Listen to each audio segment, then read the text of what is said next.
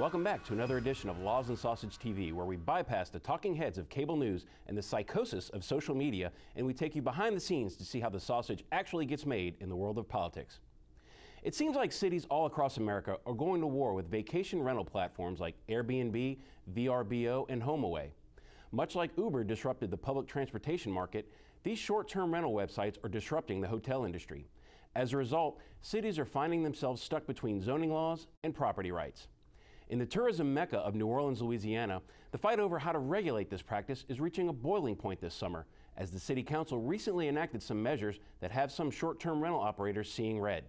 Today I want to welcome Eric Bay, President of the Alliance for Neighborhood Prosperity, and board members Jay Boyd and Felicia Weathersby. Thanks for joining the program. All right, Eric, let's start with you. What is the mission of the Alliance, and why did you and your people organize like you did? Interesting. The Alliance for Neighborhood Prosperity, we were started and founded our group almost 4 years ago when the numbers in New Orleans were small. 12, 15, 20 operators got together, realized we were all sharing our vacation rental homes on online platforms, booking platforms, and realized that the ordinance in New Orleans made that activity unlawful.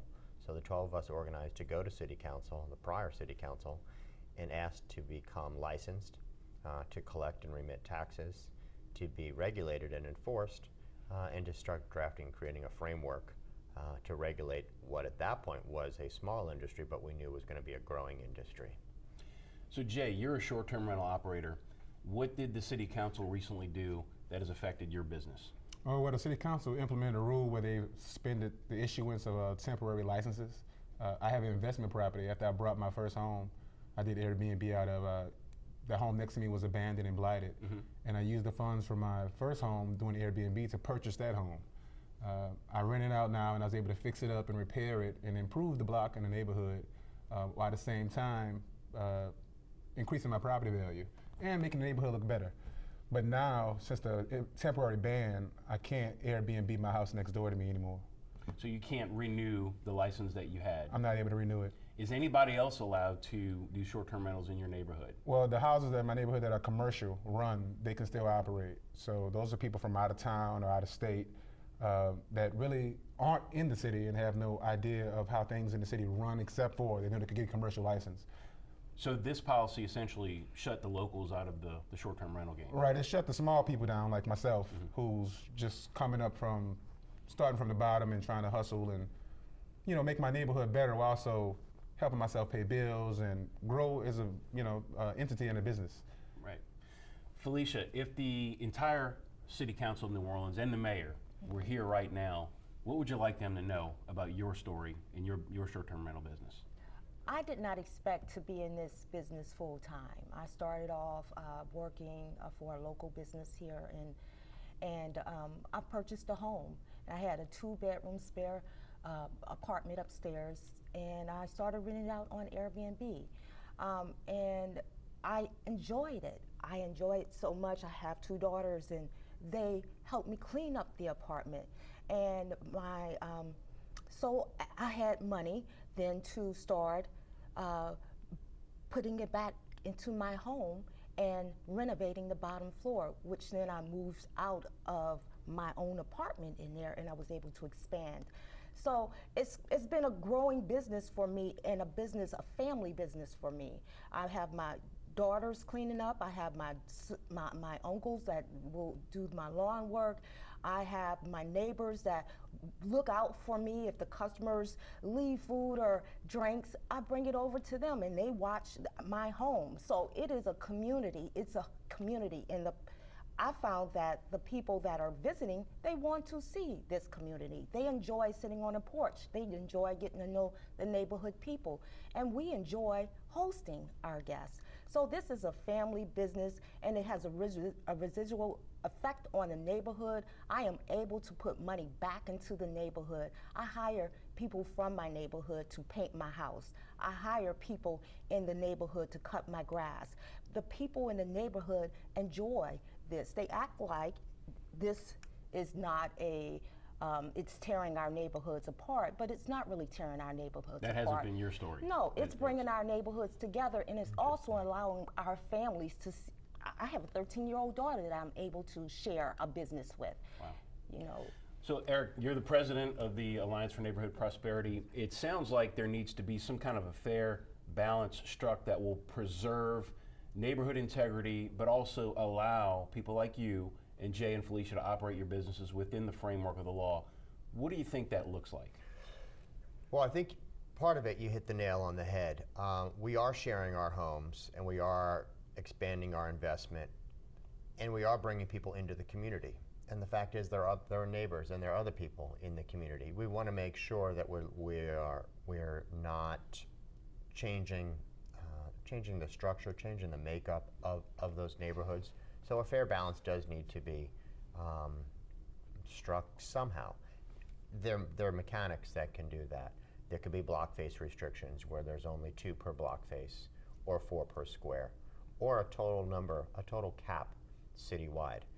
Putting a cap citywide will alleviate any fear from the hotel industry, which is truly driving this anti-argument that we're going to infringe upon any of their future business. It'll also ease the minds of, say, well, what if 30,000 homes become vacation rentals in this city? Well, after 4 or 5 years, we've seen what the number is going to be and what the supply and demand will look like. So put a hard cap number on the number of licenses. And then, well, if Jay sells his home, it's non-transferable. I can't just walk in and take his license. I'm going to have to go through a process. It's very similar to a liquor license. Mm-hmm. There are rules and restrictions that the neighborhood has buy-in to, and it's when that business leaves, the license is dead with it. So Jay, you talked about having a temporary license, and you also talked about a commercial license. What are the main differences between those 2 types of short-term rental licenses? Well, the temporary license is issued to those with multiple homes, and you don't have a homestead exemption. Okay. It limits me to 90 days a year to rent my home out that I don't live in. But a commercial license gives unlimited access, 365 year rental around and you don't have to be a resident. You don't have to be a resident. To get You can have multiple homes. You can have a building in a commercial zone, converted office space, but it allows unprecedented, unlimited rentals all night. And those owners usually aren't present or around in the city to monitor them. I'm able to monitor and police my guests to make sure they don't disturb my neighborhood or bother my neighbors. Right, and the recent city council action did not affect the commercial, it only affected, just to repeat They got rid of the issue of temporary permits, which affect people like me. Now I'm not a business, I'm just an individual, pretty much a landlord, and that stopped me from operating and being able to finish renovation and also pay my insurance and flood insurance, which is ridiculous in every right. Yes, yes, we know.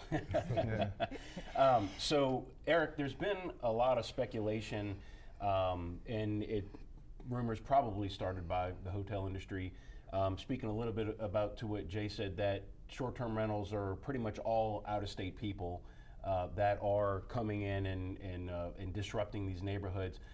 But it sounds like, and after meeting Jay and Felicia, we obviously know that's not true, but it sounds like the current policies are really only helping those very types of operators and hurting the small independent operators and the people that live here, people that live in the city. And it's ironic because when council members speak at a hearing and they claim to say that we're going to protect the New Orleanians from the outside investment, yet their actions do the complete opposite. Felicia and Jay and I were systematically told that we can no longer get a new license or renew our home that we own locally. Right. If we all pull our cards out the table right now, there's one card we all have in common in this room, and it is a Louisiana driver's license. And if we had to go a little further, we'd all have a Orleans Parish registered voter, and we can't fake that. We have that, as opposed to a homestead exemption. Between the 4 of us, we might be able to get 10 real easy. That could be faked. Residency and voter registration cannot be faked. The out-of-state developers, well, there might be some room for them, but they needed to be limited, because if we all went fishing this weekend and we went fishing in Mississippi, we'd simply get an out-of-state non-resident fishing license. there can be a difference between a resident, a non-resident, and a commercial. And it's a very, very simple process. Everybody has the same basic rights, but a resident should be granted first privilege and priority access. So this has been going on for a few years. There was an election last year. There's a new city council that has just been sat, and this was one of their first actions that they took. What is the next step? It's definitely going to be a process, and we hope that they are really going to research. They're going to see who are the participants in this growing industry, who's benefiting, but also, in fairness, who it's hurting, who it's harming. We know it's not hurting the hotel industry. 5 years consecutive, high peak rate, revenue, occupancy, supply, demand, they're building new. But there is a fear that if this industry grows widespread, it could hurt the hotel industry. We understand. They're a major driver. They are the largest economic output in this city. So we do need to protect the hotels. We also need to make sure that we're protecting our neighborhoods, but we're protecting the people who hold these licenses. You go down through that database of license holders, over 60% female. Orleans residents, females, are the short-term rental operators in this city. And proportionally, just like the makeup, the gumbo that is this city, over 50% African American. It's the locals who are getting these permits.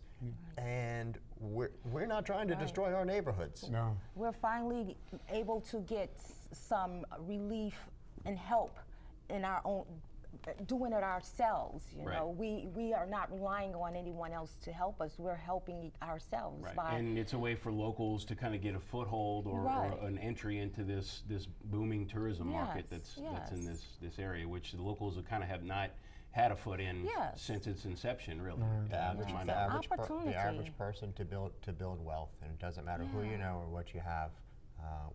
We could all take part in the sharing economy.